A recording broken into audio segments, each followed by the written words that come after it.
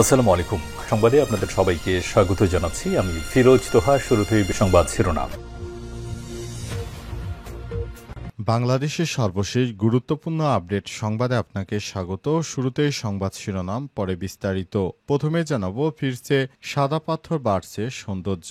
লুট হয়ে যাওয়া সিলেটের কোম্পানীগঞ্জ উপজেলার জনপ্রিয় পর্যটন কেন্দ্র ভোলাগঞ্জে সাদা পাথরের সৌন্দর্য ফিরে আনতে আবার পাথর প্রতিস্থাপন করা হচ্ছে। প্রশাসনের বিভিন্ন জায়গা থেকে জব্দ করা পাথর দিয়ে কৃত্রিমভাবে সৌন্দর্য ফিরে আনার চেষ্টা করা হচ্ছে। প্রতিদিন প্রায় ৫ শতাধিক শ্রমিক এই কাজে নিয়োজিত রয়েছেন। এরপর জানাবো, বিএনপি নেত্রী রুমিন ফারহানার মিথ্যাচারের প্রতিবাদে এনসিপির সংবাদ সম্মেলন। ব্রাহ্মণবাড়িয়ায় বিএনপির আন্তর্জাতিক বিষয়ক সম্পাদক ব্যারিস্টার রুমিন ফারহানার মিথ্যাচারের প্রতিবাদে সংবাদ সম্মেলন করেছে জাতীয় নাগরিক পার্টি এনসিপি। এদিকে কারাগারের নতুন নাম করা হবে কারেকশন সার্ভিসেস বাংলাদেশ, বললেন কারা মহাপরিদর্শক। বাংলাদেশ জেলের নাম পরিবর্তন করে কারেকশন সার্ভিসেস বাংলাদেশ করার উদ্যোগ নেওয়া হয়েছে বলে জানিয়েছে কারা মহাপরিদর্শক ব্রিগেডিয়ার জেনারেল সৈয়দ মোহাম্মদ মোতায়ের হোসেন। এদিকে গরুর মাংস আমদানির খবর ভিত্তিহীন, বলছে মৎস্য প্রাণী সম্পদ মন্ত্রণালয়। বিদেশ থেকে গরুর মাংস আমদানির খবর সম্পূর্ণ ভিত্তিহীন বলে জানিয়েছেন মৎস্য প্রাণী সম্পদ মন্ত্রণালয়। এর আগে বিভিন্ন গণমাধ্যম যেমন ৭১ টিভি, এটিএন সহ বিভিন্ন গণমাধ্যমে দেখানো হয়েছে ব্রাজিল থেকে বাংলাদেশকে কেজি প্রতি ১২০ টাকায় গরুর মাংস সরবরাহ করবে। বিষয়টি সত্য নয় বলে জানিয়েছে তারা।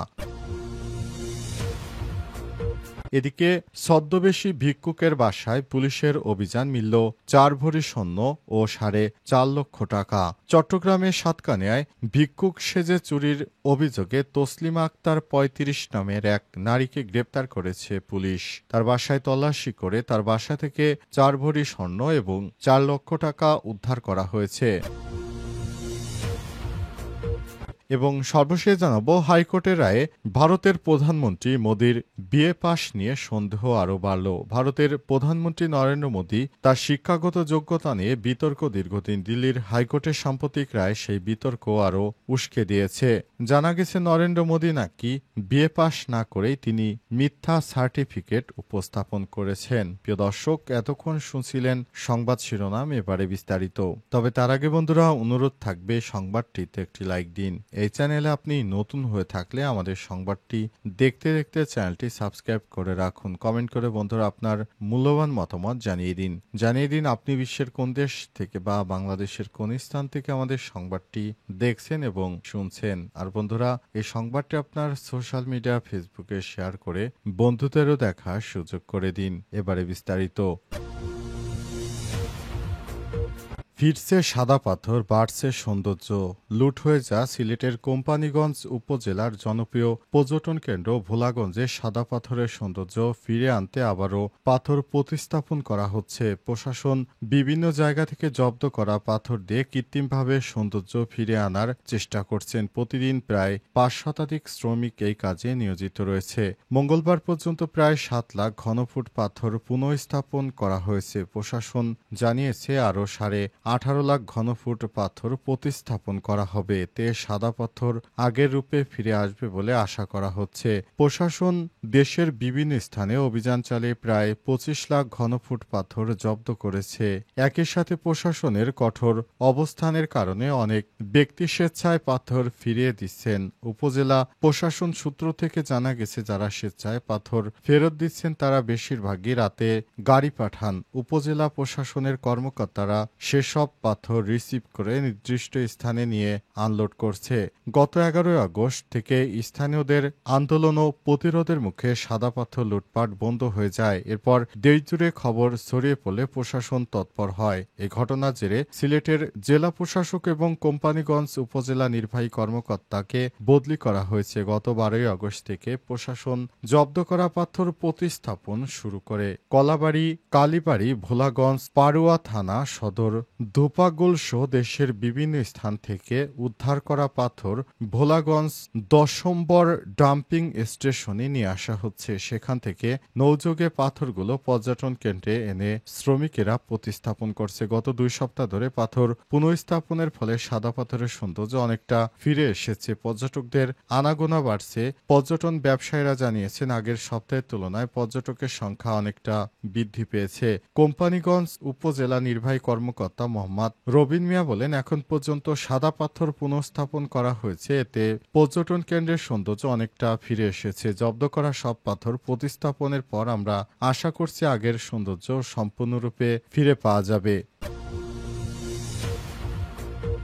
রুমিন ফারহানার মিথ্যাচারের প্রতিবাদে এনসিপির সংবাদ সম্মেলন। ব্রাহ্মণবাড়িয়ায় বিএনপির আন্তর্জাতিক বিষয়ক সম্পাদক ব্যারিস্টার রুমিন ফারহানার মিথ্যাচারের প্রতিবাদে সংবাদ সম্মেলন করেছে জাতীয় নাগরিক পার্টি এনসিপি। আজ জেলা শহরের পোর্টতলা বাস স্ট্যান্ড এলাকায় অস্থায়ী কার্যালয়ে সংবাদ সম্মেলনের আয়োজন করা হয়। সংবাদ সম্মেলনে লিখিত বক্তব্য পাঠ করেন এনসিপির কেন্দ্রীয় যুগ্ম মুখ্য সংগঠক মোহাম্মদ আতাউল্লাহ। লিখিত বক্তব্যে আতাউল্লাহ অভিযোগ করেন, নির্বাচন কমিশন একটি দলের প্রতি স্পষ্ট পক্ষপাতমূলক আচরণ করছে। কমিশনের শুনানির ভিডিও খণ্ডিত আকারে সামাজিক যোগাযোগ মাধ্যমে ছড়িয়ে বিভ্রান্তি সৃষ্টি করা হচ্ছে। তিনি দাবি করেন, পুরো ভিডিও প্রকাশ করা হলে প্রকৃত সত্য সামনে আসবে এবং রুমিন ফারহানার আচরণ যথাযথভাবে বিচার সম্ভব হবে। এ সময় তিনি আরও বলেন, রুমিন ফারহানা সম্প্রতি একটি টেলিভিশনের টকশোতে অভিযোগ করেছেন যে ব্রাহ্মণবাড়িয়া 3 আসনের বিএনপি প্রার্থী এনসিপির নেতৃত্ববৃন্দকে টাকা দিয়ে নিয়োগ করছে। আমি স্পষ্টভাবে বলতে চাই, এই অভিযোগ সম্পূর্ণ কাল্পনিক, অসত্য এবং রাজনৈতিক উদ্দেশ্য প্রণোদিত। জনমনে বিভ্রান্তি সৃষ্টি এবং আমাকে রাজনৈতিকভাবে দুর্বল করার কৌশল হিসেবে তিনি এই বক্তব্য দিয়েছেন। সংবাদ সম্মেলনে আর উপস্থিত ছিলেন জেলা এনসিপির প্রধান সমন্বয়কারী আজিজুর রহমান লিটন, যুগ্ম সমন্বয়কারী আব্দুল্লাহ আল জিহান মাহমুদ, আশুগঞ্জ উপজেলা যুগ্ম সমন্বয়কারী জয়ন্তী বিশ্বাস, জেলা গণতান্ত্রিক ছাত্র সংসদের সমন্বয়কারী মোহাইমিনুল আজবিন সহ অন্যান্য নেতাকর্মীরা। কারাগারের নতুন নাম হবে কারেকশন সার্ভিসেস বাংলাদেশ, বললেন কারা মহাপরিদর্শক। বাংলাদেশ জেলের নাম পরিবর্তন করে কারেকশন সার্ভিস বাংলাদেশ করার উদ্যোগ নেওয়া হয়েছে বলে জানিয়েছেন কারা মহাপরিদর্শক ব্রিগেডিয়ার জেনারেল সৈয়দ মোহাম্মদ মোতায়ের হোসেন। তিনি বলেন, কারাগারে বন্দীদের শাস্তি নয় সংশোধনের উপর জোর দেওয়া হচ্ছে। এছাড়াও বন্দীদের উৎপাদনমুখী করতে নানা কার্যক্রম পরিচালনা করা হচ্ছে। দুপুরে কারা অধিদপ্তরে সংবাদ সম্মেলনে সব তথ্য জানান কারা মহাপরিদর্শক ব্রিগেডিয়ার জেনারেল সৈয়দ মোহাম্মদ মোতায়ের হোসেন। তিনি বলেন, তীব্র জনবল সংকট দূর করতে সরকার নতুন জনবলের অনুমোদন দিয়েছে। আরও ১৫০০ জনবলের চাহিদা পাঠানো হয়েছে। কারা মহাপরিদর্শক বলেন, নারায়ণগঞ্জ বন্দীদের জন্য কেন্দ্রীয় কারা হাসপাতাল নির্মাণের উদ্যোগ নেওয়া হয়েছে। তিনি আরও বলেন, ৫ই আগস্ট সারা দেশে জেলখানা থেকে ২২০০ বন্দী পালিয়েছে, যার মধ্যে ৭০০ এখনও পলাতক। এদের মধ্যে ৯ জন জঙ্গি, বাকিরা যাবজ্জীবন বা অন্যান্য মামলার আসামি। কারা অধিদপ্তর বাংলাদেশ জেল নাম পরিবর্তন করে কারেকশন সার্ভিস বাংলাদেশ করার উদ্যোগ নিয়েছে। সরকার বন্দী সহায়ক পরিবেশ ফিরিয়ে আনতে এবং ধারণ ক্ষমতার অতিরিক্ত বন্দী নিয়ন্ত্রণে নতুন ২টি কেন্দ্রীয় এবং ৪টি জেলা কারাগার চালু করা হয়েছে। সংবাদ সম্মেলনে বলা হয়, এবার নিয়োগ প্রক্রিয়া সম্পূর্ণ স্বচ্ছভাবে হয়েছে। ইতিমধ্যে ১৫০০ জনের নিয়োগ দেওয়া হয়েছে, যা ভবিষ্যতে দীর্ঘদিন জনবল সংকট দূর করবে। গরুর মাংস আমদানির খবর ভিত্তিহীন, মৎস্য প্রাণী সম্পদ মন্ত্রণালয়।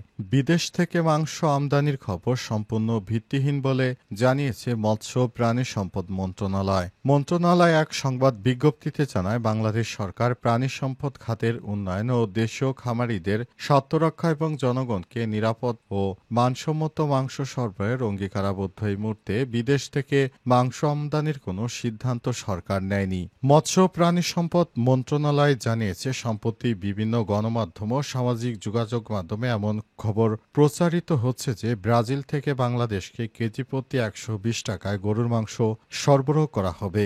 এ বিষয়ে স্পষ্টভাবে জানানো যাচ্ছে যে সরকার বিদেশ থেকে, বিশেষ করে ব্রাজিল থেকে কোনো গরুর মাংস আমদানির বিষয়ে এখনো কোনো সিদ্ধান্ত নেয়নি। অন্তর্বর্তীকালীন সরকার সিদ্ধান্ত নেয়নি, সুতরাং এই ধরনের বিভ্রান্তিমূলক সংবাদ যারা বিভিন্ন গণমাধ্যমে পরিবেশন করছে তাদের সতর্ক থাকা উচিত, কারণ তারা মিথ্যা তথ্য প্রকাশ করছে।